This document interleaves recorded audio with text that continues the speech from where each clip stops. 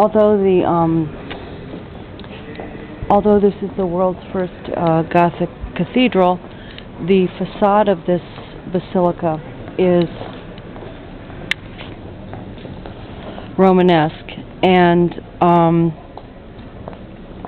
they really have no idea what it looked like originally, because the church has been so destroyed during the French Revolution. It was quite detested because it was the necropole of kings and queens, and quite a supreme object of derision. And there's quite a bit of scaffolding. This tower, which is missing, was known as La Flèche, the arrow, and it was a landmark for miles and miles around. An incredibly tall, thin, plain, pointy spire. And the church is 12th century, and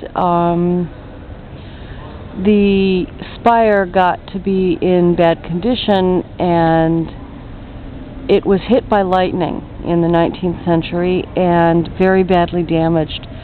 So Viollet-le-Duc was commissioned to repair and restore it, and it went badly, and eventually it was still so unstable and dangerous it had to be taken down.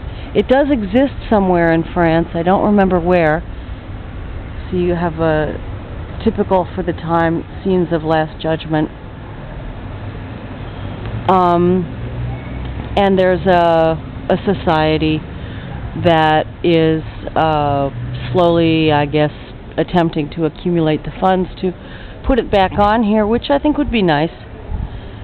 And this says that in 1429, Joan of Arc had her weapons blessed here. I really wasn't at all well enough last year to get out very much, so I haven't been to a Mass in a long time. And I didn't attend this one. Usually they do something a bit more elaborate for Epiphany. It was pretty basic this year, and the Bible reading didn't interest me that much, so I didn't stay very long.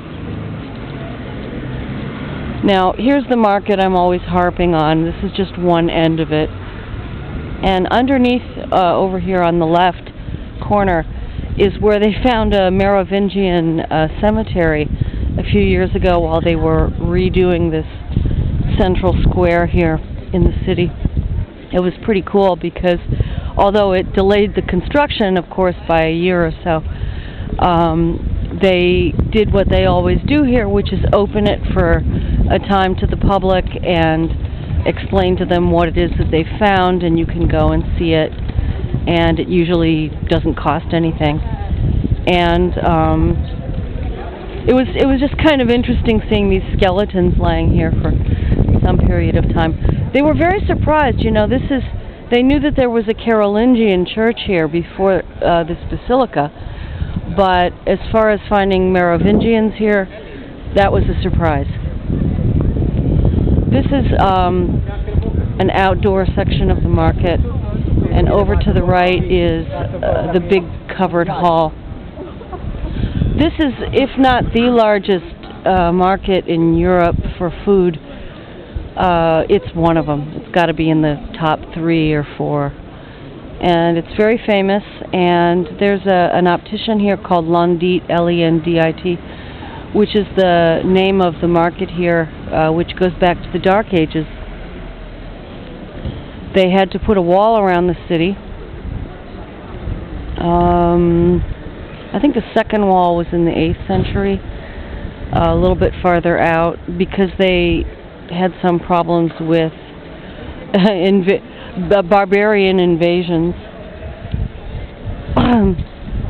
So within the protection of the walls, the city thrived. And there's a lot of water here.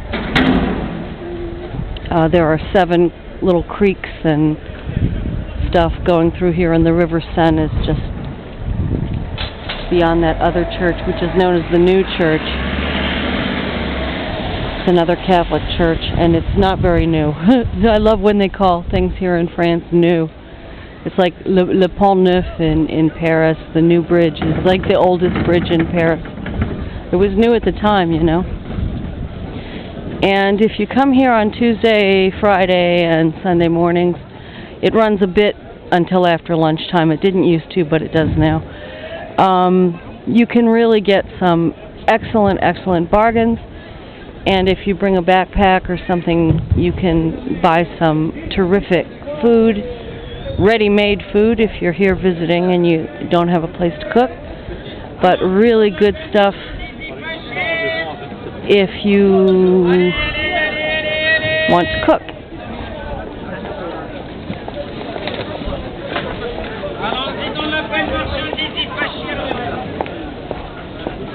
I'm just walking along the edge of it. I'm going to go back home and make lunch.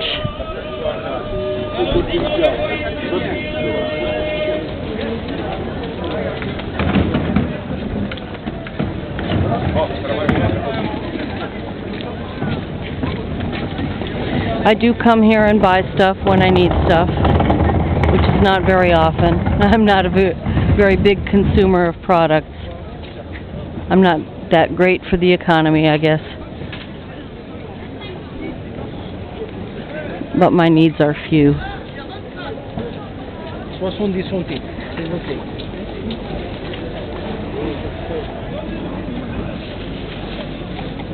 There's the market hall.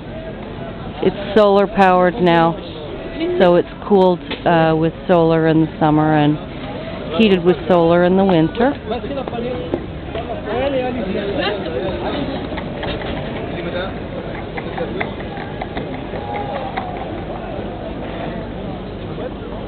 See over here, this tent thing is another archaeological project,